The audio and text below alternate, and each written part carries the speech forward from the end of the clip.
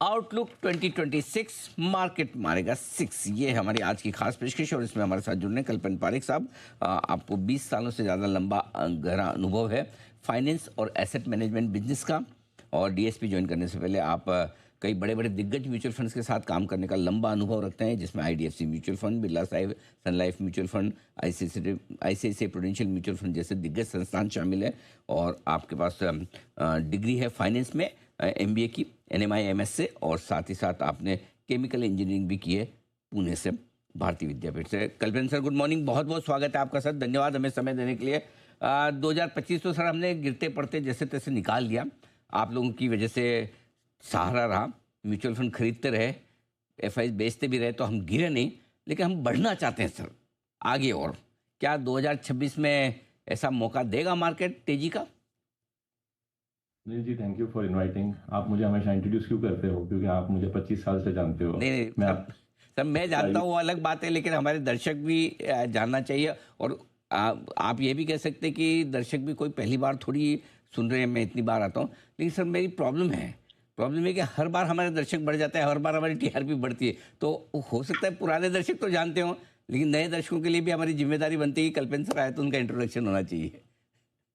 जवाब मैं यही दूंगा कि जो पुराने दर्शक है, जिन्होंने देखा है उतार चढ़ाव, उसको पता है कि पिछले एक साल में अगर उतार था तो कभी ना कभी चढ़ाव भी शुरू होगा। जी। दर्शक है, अगर वो एसआईपी के जरिए इन्वेस्ट कर रहे हैं, जिसके वजह से हमारे बाजार को एक सपोर्ट और बेस भी मिला हुआ है, तो उनके लिए 2025 एक्चुअली बहुत ही इंटरेस्टिंग साल था। बिकॉज जैन फेब मार्च में एनएवीज नीचे गई थी, और अप्रैल से लेके अगले 9 महीने में एक्चुअली एनएवीज ऊपर गई है। तो जिन्होंने एसआईपी के जरिए इन्वेस्ट किया है, उनका फिर भी रिटर्न्स काफ़ी पॉजिटिव है। और जिन्होंने लमसम किया है, उनके लिए थोड़ा चैलेंजिंग था 2025 का साल। मेरा ये मानना है कि 2024 से ब्रॉडली अर्निंग्स ग्रोथ जो है वो स्लो हुआ है, सिंगल डिजिट अर्निंग्स। आज ये छठा क्वार्टर है जब अर्निंग्स ग्रोथ कॉर्पोरेट इंडिया का स्लो रहेगा। तो कभी ना कभी ये एक सिक्लिकल स्लो डाउन है, शैलो स्लो डाउन है, ये रिवाइव होगा। और अगले साल में कोई ना कोई क्वार्टर में टर्निंग पॉइंट दिख सकता है। हमारा मानना है कि 12 से 13% का अर्निंग्स ग्रोथ रिकवरी होने की आशा है हमें। लेकिन बाजार जो वैल्यूएशन पे है, ये प्राइस कर रहा है 15 से 20% का प्रॉफिट ग्रोथ। तो उसमें थोड़ा गैप है, और 15 से 20% प्रॉफिट ग्रोथ के लीवर्स अभी दिख नहीं गए हैं। लेकिन 10 से 12%, 12 से 14% प्रॉफिट ग्रोथ अगर होता है, वो भी स्टेबल मार्केट के लिए सही रहेगा। और अलग अलग पॉकेट्स में अपॉर्चुनिटी है। तो डाइवर्सिफाइड पोर्टफोलियो जो होता है किसी भी म्यूचुअल फंड का, इन्वेस्टर्स के लिए वही सही तरीका है। एसआईपी करते रहिए, बिकॉज जब जब बाजार गिरेगा आपको यूनिट ज्यादा मिलेंगे। तेजी कहीं ना कहीं पे होगी, या तो एनएवी में होगी या यूनिट्स में होगी।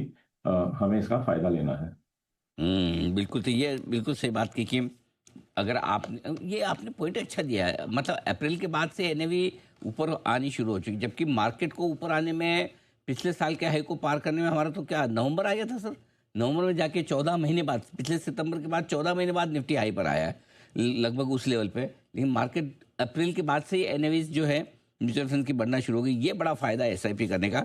अब बताएं सर, एक और चीज़, चलिए लार्ज कैप्स तो आ गए, निफ्टी भी लाइफ हाई के पास है, बैंक निफ्टी भी ठीक है, लेकिन mid cap small cap share में अभी भी बड़ी तकलीफ है लोगों को, स्पेशली जिन्होंने डायरेक्ट पैसा लगाया, उनके तो पोर्टफोलियो 30-40% नीचे है, किसी के 20% नीचे है।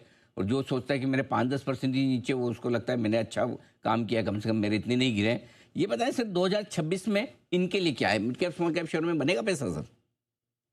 तो इसमें देखिए, यही है कि मार्केट कैप से पैसा नहीं बनता है। अच्छी कंपनी अगर अच्छे भाव पे ली हो तो उससे पैसा बनता है। ये काफी दर्द है कि बाजार मोरलेस फ्लैट है, निफ्टी वही लाइफ टाइम हाई पे आ चुका है।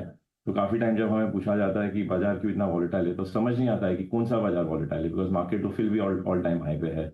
लेकिन इंडिविजुअल स्टॉक्स जहाँ पे कंपनीज की या तो क्वालिटी ठीक नहीं है, या गवर्नेंस ठीक नहीं है, या ये बहुत ही सिक्लिकल छोटे छोटे बिजनेसेस है जो 10 साल में एक दो बार अच्छा करते हैं, but again then go down to their normal trend, वहां पे हमेशा तकलीफ होती है। और इसीलिए नॉर्मली हम ये बोलते हैं कि या तो आप खुद सीखे स्मॉल और मिड कैप में अच्छी कंपनीज ढूंढने के लिए, और आज की तारीख में बहुत सारा डेटा और स्क्रीनिंग मैकेनिज्म्स अवेलेबल है, एक्सपर्ट्स का इनपुट्स अवेलेबल है। लेकिन अगर ग्रीड के वजह से अगर हमने सिर्फ राइजिंग भाव को देख के अगर इन्वेस्ट किया हो, तो वहां पे बहुत मुश्किल है कहना कि किस दिन कंपनी रिवाइव होगी। और मुझे अपने खुद के गलतियों से याद है, 2006, 7, 8 की तेजी में मैंने भी ऐसे बहुत सारे स्टॉक्स लिए थे, बिना सोचे कि इसका बिजनेस मॉडल क्या है, इसका रिटर्न ऑन कैपिटल क्या है, या इसकी बैलेंस शीट ठीक है या नहीं है। और वो सब स्टॉक्स आज भी वो भाव पे शायद वापस नहीं आए, वो तो हम भूल ही गए, पेपर के दाम पे अभी वो रद्दी में बिक गए होंगे। लेकिन जो अच्छी कंपनीज है स्मॉल और मिड कैप में, अगर आप फिल्टर्स अपने ठीक से डालें, वैल्यूएशन का फिल्टर, ग्रोथ का फिल्टर, कैश फ्लो का फिल्टर, तो शायद अगले 2-3 साल में अच्छा रिजल्ट आ सकता है। बिकॉज अच्छी कंपनीज की जो पोर्टफोलियोज है, या तो स्मॉल कैप फंड के पोर्टफोलियो हो, स्मॉल और मिड कैप फंड के, वो रफली 5 से 10% से नीचे गए हैं। और कुछ अच्छे फंड है जिन्होंने फ्लैट रिटर्न दिया है। लेकिन सेक्टर्स जैसे एग्री सेक्टर्स है, केमिकल है, पावर यूटिलिटीज है, कंज्यूमर स्टॉक्स है, यहाँ पे 10 से 20% का जो करेक्शन हुआ है, वहां पे एक टर्निंग पॉइंट आएगा। बिकॉज थोड़ा बहुत जैसे ग्रोथ रिवाइवल होगा अगले कुछ क्वार्टर में, जीएसटी कट के वजह से, इनकम टैक्स कट्स के वजह से। तो उसके चलते हमें लगता है, और हमारे पोर्टफोलियो हमने इस तरह से पोजीशन किया है कि सिलेक्टिव बीएफएसआई के स्टॉक्स है in in the space of small and mid caps, जहाँ पे रेट कट का फायदा होना चाहिए। सिलेक्टिव कंज्यूमर स्टॉक्स है, वहाँ पे रेट कट का फायदा होना चाहिए। तो अगर आपने ठीक से होमवर्क किया तो आपको अच्छे स्टॉक्स मिल सकते हैं। और अगर ये नहीं कर पाते हो तो अच्छे बहुत सारे म्यूचुअल फंड है स्मॉल कैप और मिड कैप में, सिर्फ एसआईपी के जरिए आप अपनी शुरुआत फिर से कर सकते हो। अभी भी उतार चढ़ाव रहेगा, पूरे के पूरे कैटेगरी का वैल्यूएशन आज भी 25 से 35 टाइम पे है। 25 से 35 टाइम वैल्यूएशन का मतलब है सिर्फ 3 से 4% earnings yield, over and above what ever dividend yield and growth that you can get. तो वैल्यूएशन अभी भी इतने सस्ते हुए नहीं है, इसीलिए ध्यान रखना जरूरी है। और एसआईपी एक बेहतर तरीका है। सिक्स तो बाजार कभी ना कभी मारेगा, लेकिन जब तक आप सिक्स नहीं मारो, आपको सिंगल्स देना जरूरी है। और वो सिंगल्स आपका मंथली एसआईपी का जरिया रहेगा। सर, लेकिन आपको बताऊं 26 के आखिरी लेटर में 6 ही है, वो आखिरी नंबर 6 ही है। तो सर लगवा दो 6 तो इसी साल में मजा आ जाए। लेकिन आइए 2026 में सर बताएं कौन सी थीम से जो आपको पसंद है या जो आपको लगता है कि बेहतर करनी चाहिए। तो ओवरऑल बीएफएसआई हमें पिछले 1-1.5 साल से अच्छा लग रहा है, और वहां पे ट्रेंड स्ट्रेंथन हो रहा है। बिकॉज एक साल पहले वैल्यूएशन की वजह से अच्छा लग रहा था, अब एक्चुअल अर्निंग्स ग्रोथ आना थोड़ा शुरू हुआ है। काफी कंसोलिडेशन हो चुका है बैंकिंग, फाइनेंशियल सर्विसेज, इंश्योरेंस में और एनबीएफसीज में। आरबीआई ने सपोर्ट किया है बेहतर लिक्विडिटी और quality, quantity of money and the price at which that money is available, दोनों मतलब क्वांटिटी ऑफ मनी बढ़ रही है, लिक्विडिटी इंप्रूव हुई है, और रेट कट के बाद कॉस्ट ऑफ कैपिटल नीचे हुआ है। तो वो एक स्पेस है जो काफी इंटरेस्टिंग है। कैपिटल मार्केट के स्टॉक्स है, वहां पे भले कैपिटल मार्केट में ग्रोथ हो रहा है, लेकिन स्टॉक्स में करेक्शन हुआ है because of higher valuation normalising. तो ये एक स्पेस हमें अच्छी लगती है। दूसरा, आईटी पे बहुत सारा नेगेटिव नॉइज है, पार्टली बिकॉज अगेन उनका भी अर्निंग्स ग्रोथ सिंगल डिजिट पे है। और जो बड़ा पैसा आ रहा है एफआईआईस का, उनको एक्साइटमेंट चाहिए एआई का। और उनका एक लेबलिंग है कि इंडियन आईटी के पास एआई का ड्राइवर नहीं है। लेकिन हमारा ये मानना है कि 4% के आसपास जब फ्री कैश फ्लो यील्ड आ जाती है आईटी स्टॉक्स की, जनरली एक अच्छा बेस बनता है। जनरली ऐसे टाइम से अगले 2-3 साल में टेक स्टॉक्स बेहतर रिजल्ट्स देते हैं in terms of stock price performance. And as we meet a lot of them, we realize that they are doing interesting work in terms of being service providers to the AI trade, which can give them some growth back, और valuations reasonable होना शुरू हुए हैं।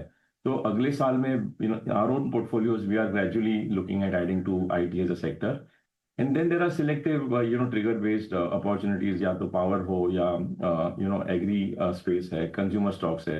So I think these are the 3-4 broad themes that are part of the portfolio.